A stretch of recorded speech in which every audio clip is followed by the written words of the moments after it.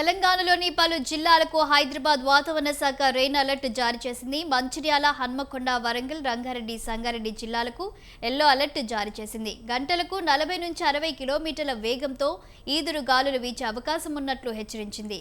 భారీ వర్షాల నేపథ్యంలో మహబూబ్ నగర్, జనగాం, కరీంనగర్ జిల్లాలకు ఆరెంజ్ అలర్ట్, సూర్యాపేట, నిజామాబాద్, కొమరం భీం, జగిత్యాల జిల్లాలకు ఎల్లో అలర్ట్ జారీ చేసింది.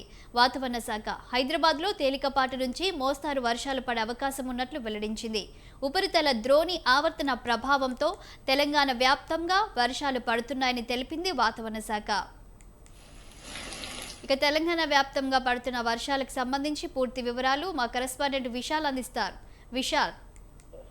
రైట్ శాలిని, నిన్న హైదరాబాద్ లో కరెక్ట్ గా ఇదే సాయంత్రం సమయంలోనే ఉన్నట్టుండి ఒకేసారిగా భారీ వర్షాలు పడ్డాయి. దాదాపు గంట వ్యవధిలోనే 7 నుంచి 12 సెంటీమీటర్ల వర్షపాతం గ్రేటర్ హైదరాబాద్ వ్యాప్తంగా నమోదైంది. అదేవిధంగా మిగిలిన కొన్ని జిల్లాల్లో కూడా ఎక్కువ సెంటీమీటర్ల వర్షపాతం నమోదైంది. ఇక ఈ రోజు కొన్ని జిల్లాలకు వాతావరణ కేంద్రం ఎల్లో అలర్ట్, మరికొన్ని జిల్లాలకు ఆరెంజ్ అలర్ట్ ని జారీ చేసింది. ముఖ్యంగా ఎల్లో అలర్ట్ ఉన్న జిల్లాలలో తేలికపాటి నుంచి మోస్తారు వర్షాలు పడతాయి.